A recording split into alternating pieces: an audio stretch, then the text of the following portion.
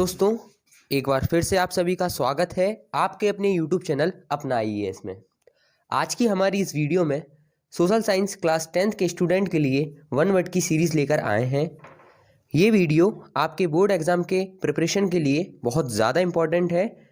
इस वीडियो में हम न्यू ब्लूप्रिंट के बेसिस पर उन सभी चैप्टर्स के वन वर्ड्स को कवर करेंगे जो बोर्ड एग्ज़ाम के लिए इम्पॉर्टेंट है।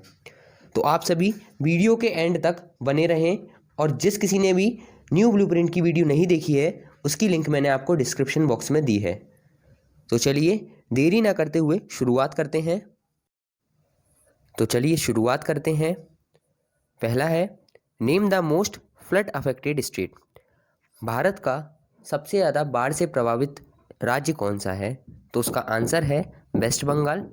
अगला है name the area of the country where earthquake often occur high. यानी कि देश का ऐसा कौन सा क्षेत्र है यहाँ पर अर्थक्वेक यानी कि भूकंप सबसे ज़्यादा ऑकर होता है? तो उसका नाम है कच्छ, जो कि आपके गुजरात में है। अगला है intensity of earthquake is measured by which scale. यानी कि भूकंप की तीव्रता किस स्केल से नापी जाती है? तो उसका आंसर है रेक्टर स्केल। अगला है what is measured on the Richter scale. यानी कि रेक्टर स्केल पर क्या नापा जाता है? तो उसका आंसर है इंटेंसिटी ऑफ अर्थक्वेक यानी कि भूकंप की तीव्रता। नेक्स्ट, विच नेचुरल डिजास्टर ऑकर एब्रप्टली। यानी कि ऐसा कौन सा नेचुरल डिजास्टर है जो एकाएक होता है? तो उसका आंसर है अर्थक्वेक यानी कि भूकंप।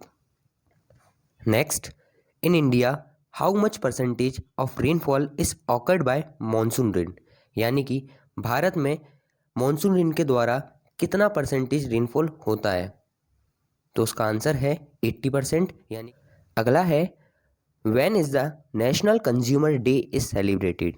यानी कि नेशनल कंज्यूमर डे कब सेलिब्रेट किया जाता है?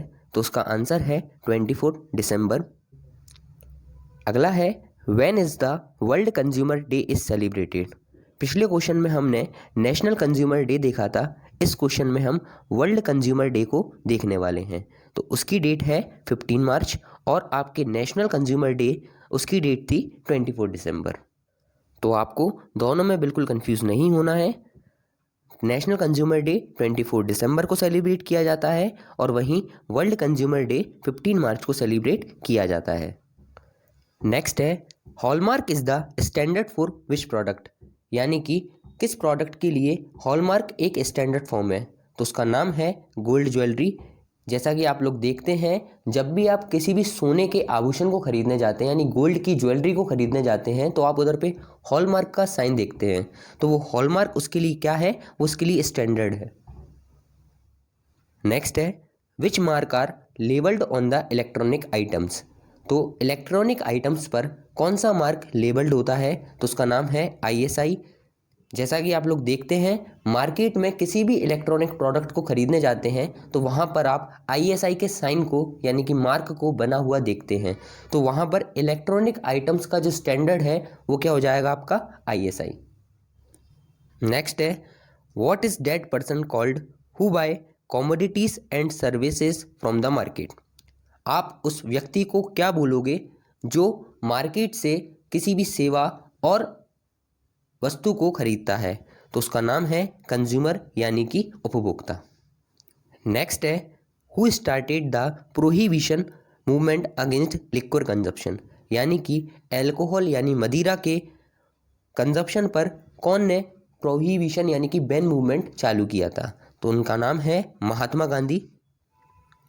अगला है the total area of India with respect to world area. यानी कि वर्ल्ड के टोटल एरिया में से इंडिया का एरिया कितना है?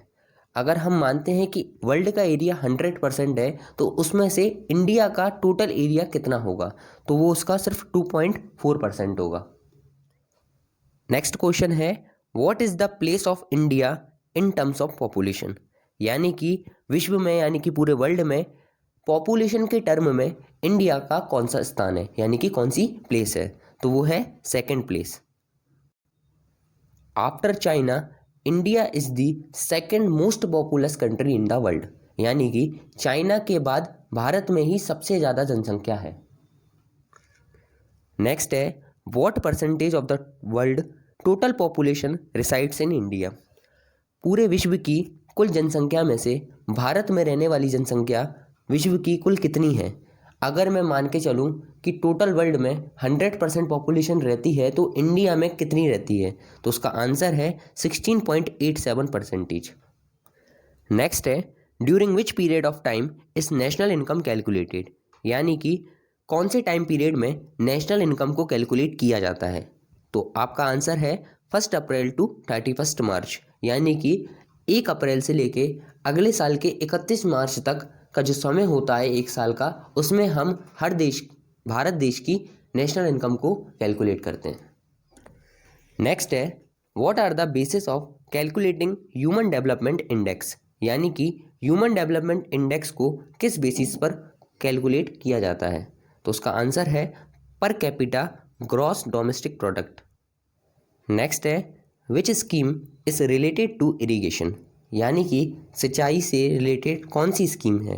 तो उसका नाम है निर्मल नीर योजना। नेक्स्ट है, the national rural guarantee act was formulated in which year? इस स्कीम को महात्मा गांधी के नाम पर चालू किया गया था, इसलिए इसको मनरेगा भी बोला जाता है। तो इस स्कीम को कौन से ईयर में चालू किया गया था? तो उसका आंसर है 2005, यानी कि साल 2005 से इस स्कीम की शुरुआत हुई है। अगला है, employment under national rural employment guarantee scheme is made available for?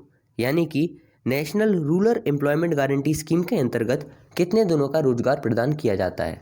तो उसका आंसर है 100 डेज, यानी कि हर साल 100 दिन के लिए मनरेगा के अंतर्गत रोजगार प्रदान किया जाता है। नेक्स्ट है, in which state of the country was the first mobile bank established?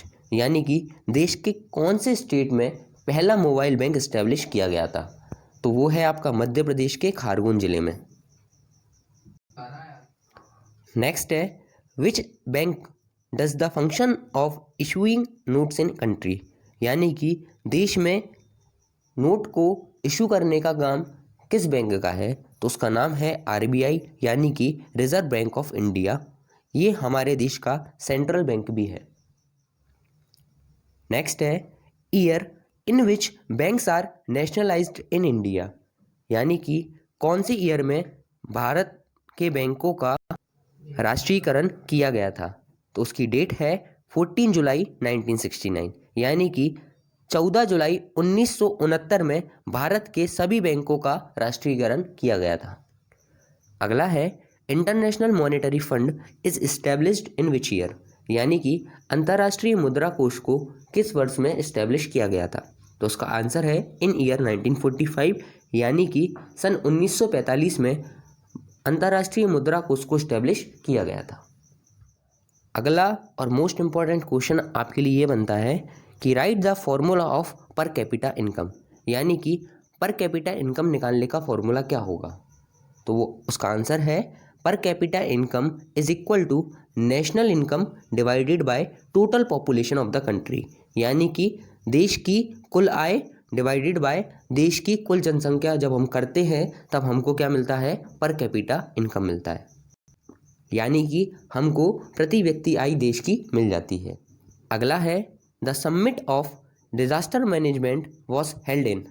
तो डिजास्टर मैनेजमेंट की जो समिट होती है, मीटिंग होती है, वो कहाँ हेल्ड हुई थी? वो हुई थी योकोहामा, जापान में। नेक्स्ट है, who was the governor general of India at the time of freedom struggle of 1857? यानी कि 1857 के स्वतंत्रता संग्राम के समय भारत का गवर्नर जनरल कौन था? तो उनका नाम है लॉर्ड कैनिंग, यानी कि 1857 के संग्राम के समय पर लॉर्ड कैनिंग भारत देश के गवर्नर जनरल थे।